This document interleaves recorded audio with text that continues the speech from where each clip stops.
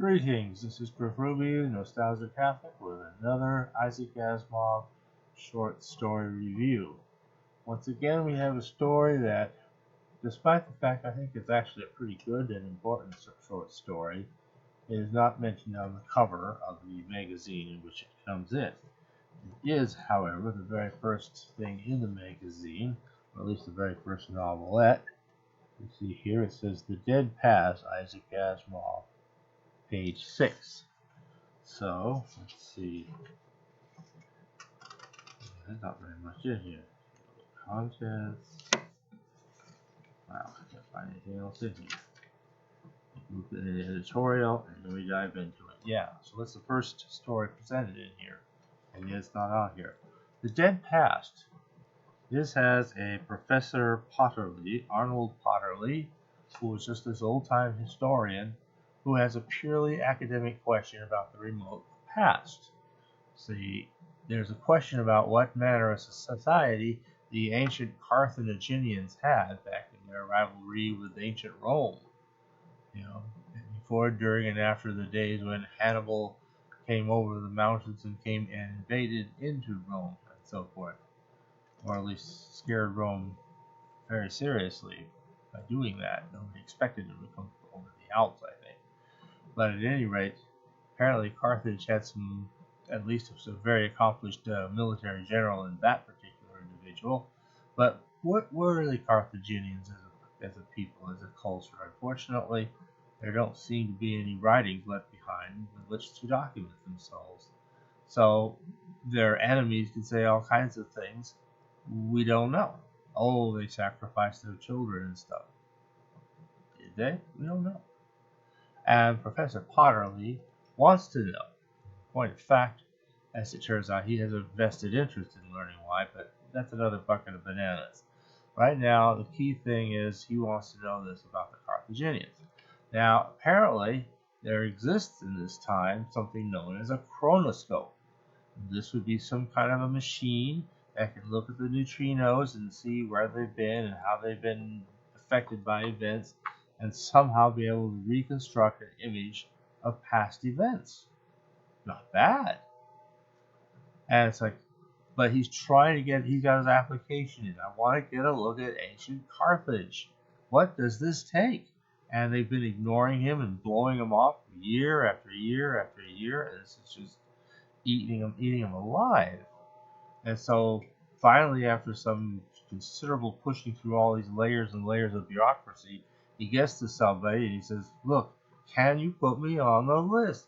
And he says, we can't allow this sort of stuff. I mean, everybody wants to come here. People try to bribe me and this and that, and okay, you're asking very nicely, but we can't grant that. It comes out of this. And oh, by the way, this, in a very small way, even qualifies as a multivac story, because supposedly it is Multivac that decides which particular requests will be honored. But there's a journal supposedly put out every month, and there'll be usually some small discovery through the Chronoscope being published, but it would be some really minor, trivial thing that it's hard to imagine anybody caring about. And then, as if that wasn't enough, Professor Potterly has done his homework, and he's been able to discern that all of the things supposedly discovered through the Chronoscope, by actually writing to the concerned authors and so forth, they all are able to show that actually these things were discoverable from known historic records, and there really wasn't even a need for it. So, I mean, is this thing even being used? Does it really exist? I mean, it must exist. The guy published a paper for it when he invented it, a whole bunch of years before. So, he wants to get to use this. Now, we have some pictures here. We have a blurb. Let's start with the pictures. Here is a simple portrait of Professor Potterly. There you go. Totally unassuming, humble, professor of ancient history kind of fellow in a university somewhere. And the blurb here says, "There's an old saying, let the dead past, bury its dead. But how long does a past have to be passed before it's dead? Now, there's several different drawings in this thing. We have another one here. This is a terrible memory from Professor Potterly's own past. One day, while his wife was out on errands and he was alone with a little baby girl, the house burned down. And it was all he could do to bring the baby out of the burning house, but she was already gone. They lost her. She was like maybe 3 years old. And that was it. And there he is coming out of the burning house. And this has haunted him because was there something he should have done? And maybe did he have something to do with the fire and so forth? So the thought of the Carthaginians burning their children somehow is, like I said, very personal with him. And again, you see his concern. Now, in the background is, I believe that's supposed to be his wife, kind of looking very concerned over this other picture here, inset, that is the religion of ancient Moloch, where supposedly they would actually throw their babies alive into the fire. So, but did Carthage do this? He thinks not. Others have said otherwise. Well, he manages to get this young student involved. And this is really kind of interesting here. Apparently, we're looking at a time where not only do these things have to go through multivac and mysterious bureaucracies that no ordinary person with something to need through this thing can penetrate, but it also, apparently, all scientific research now has to be directed by grants. You can't do anything without a grant. Even if you come up with something that's a real, authentic scientific discovery, if you've got to put on there something to the effect that this was made possible by a grant from such and such and so, no journal will publish it. I mean, none of the scientific journals and so forth, the peer-reviewed, great scientific journals, none of them will publish you, unless your research is funded with a big grant and involves lots of people and expensive equipment and everything. Because the thought is all the easy stuff that some lonely little basement tinkerer can come up with is long done and over with. And that's the rationale, officially. But it's kind of neat as you get into this. It turns out, no, there are some areas of study they really are specifically discouraging. It turns out chronoscopy is one of them. In fact, the last great scientific work on chronoscopy was a book written by the guy who had invented the thing 100 up years before, and some associate of his, I guess he worked with them, and they wrote the book together. And that's it. And with some considerable difficulty, a copy of that ancient text is procured. Now, our professor is kind of realizing, there's something wrong with the way we do our scientific research. There needs to be at least some opportunities for scientists to do what they want to do, to study what they choose to, rather than just what they get a grant for. And it's kind of like letting Multivac or the greatest computer, depending you've got, whatever it may be, kind of spend some time idle to just do whatever it randomly sees fit to do. And in that comes, computer intelligence, according to one story I talked about several episodes ago. But key thing is, why shouldn't a scientist have the same thing? Sometime where he doesn't have to answer for what he's doing, but if something of scientific interest should emerge, then he should be able to publish, even though it's all stuff he did on his own time and money and resources and without any official grants. So this young guy who's just become newly an instructor, he's not fully a professor yet, but he's been hired on by the school to join their staff of instructors so far. He's just a young guy getting started out. Soon he'll be hopefully associate professor and eventually even just full professor, and down the pike. Well, if the events of this story don't put a big dent in his career anyway. Well, he manages to persuade this young guy, and we need to get away from having to do things that way, and I've got a real question here. And it turns out the guy's own area of expertise, which has to do with pseudo-gravity and optics, okay, apparently has some bearing on reading and analyzing those neutrinos that have to be done for doing a chronoscope. So the original chronoscope was a 5-story tall building. Does that size sound familiar? Like something the size and scale of Multivac. Well, but made by one guy or a couple of guys, and probably with a lot of independent wealthiness and so forth. We're not sure how that happened. But apparently it's a big, heavy, very expensive thing. Or was.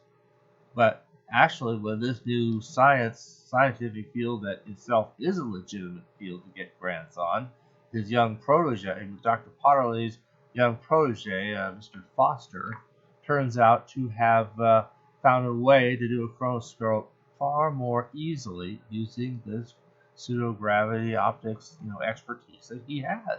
So much so that he can actually build a small, simple chronoscope that fits in his basement and didn't cost him the undue amount of money or energy or whatever. He's also got an uncle who's a science writer, which is basically somebody who can't really do anything original. He's not allowed to, but he really wouldn't have the intellectual equipment probably.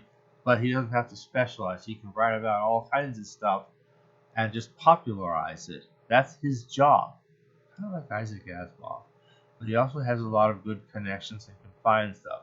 This uncle was the one who helped him find the one lone copy they could of the original book about chronoscopy by the guy who invented it, and was also going to publish it and so forth. Well, they managed to build a chronoscope. And that's where all of a sudden, now that it's built, they discover something very interesting. And that is that a chronoscope is not able to see stuff more than maybe about 100, maybe 120 something years in the past. As you get further and further in the past, it just gets noisier and noisier and noisier, and grainier and grainier. By the time you get to that point, it's just impossible to make out a signal from the noise. And there it is. So all these things that they were getting in the monthly journal of just some ancient thing that never seems to be the question that the guy cares about, aren't from the chronoscope at all. It's all just a thing for show. It's a hoax.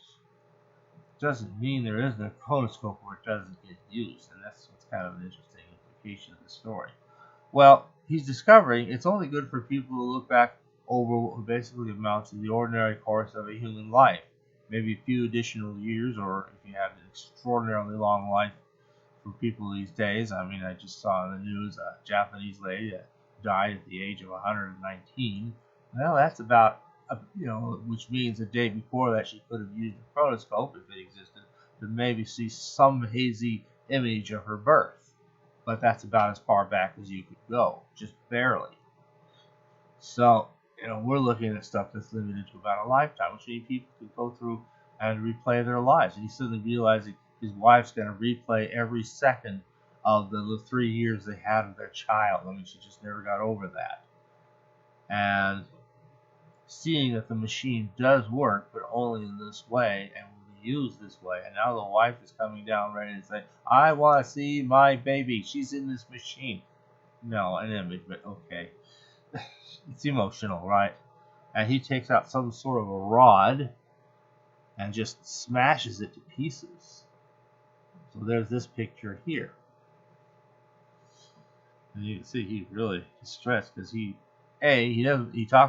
says, and this is a valid point, that he doesn't want her going crazy watching that over and over again, willing for things to go different. And of course they never can because the past is, locked in stone. But also, what if it was some mistake he did?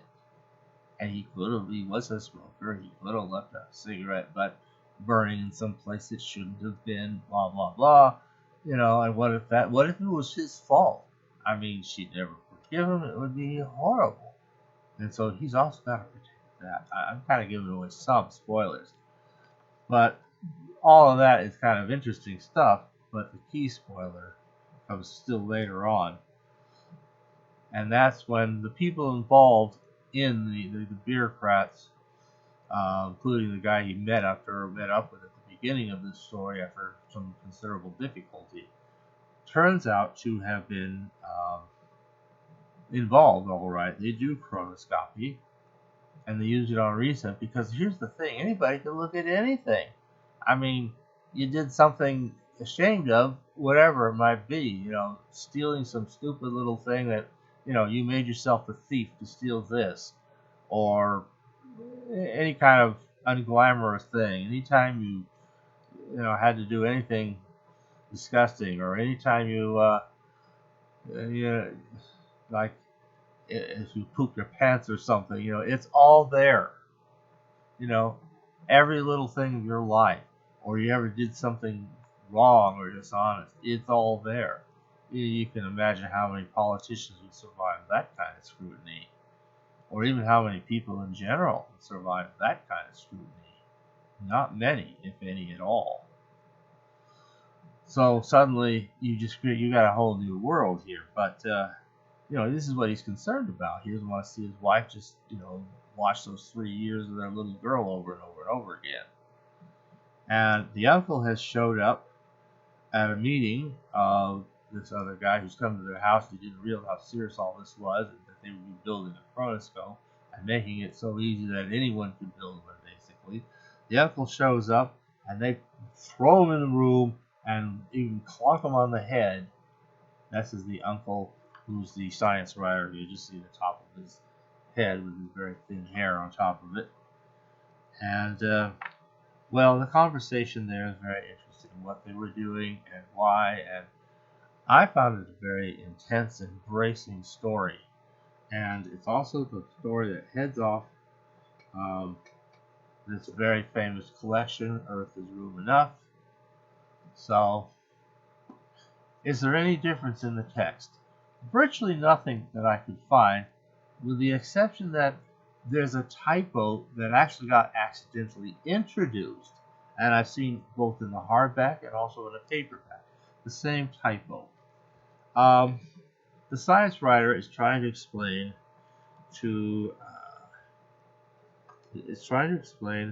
about, apparently to be a scientist you didn't have to be a great writer, but you'd hire a science writer not just to popularize science, but in general, like Isaac Asimov did a lot of, but also to prepare drafts of what you're writing, say, and requesting a grant and things of that nature. And so the problem was, the idea was that scientists don't learn how to write any more than they have to learn how to play the violin, or play, or be a chess master. You're not required to do these things.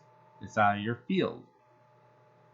So that's his job. He'll take something that's written poorly and organize it and smooth it, turn it into something that's written really well. And here's how he's describing it. It says,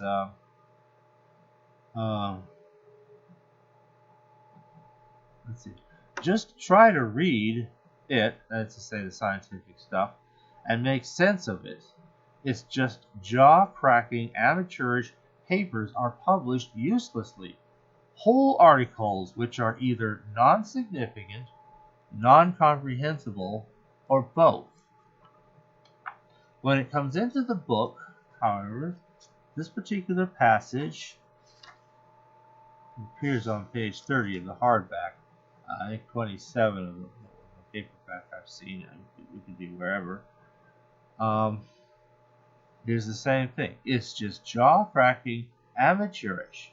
Pages are published uselessly. Whole articles which are either non-comprehensible or both. Both what and what? Non-significant or non-comprehensible or both. So that fell out. Total accident. Screw up, actually. And unfortunately, that seems to, unfortunately, how you want to look at it, that seems to be the only textual difference I discovered between the original appearance. Plus, of course, we lose the little blurb and the rather interesting artwork. And so that is the original publish of The Dead Past. And like I say, I found it a very good story, and it grows on you too. Each time I'm rereading, it gets stronger. At least the 3 or 4 times I've read it so far. So it's a good story. And there's a few others of my personal favorite that have that kind of intensity to them. You could make a movie of this, and it would make be a great movie. So that's what I have for that. Thanks for listening.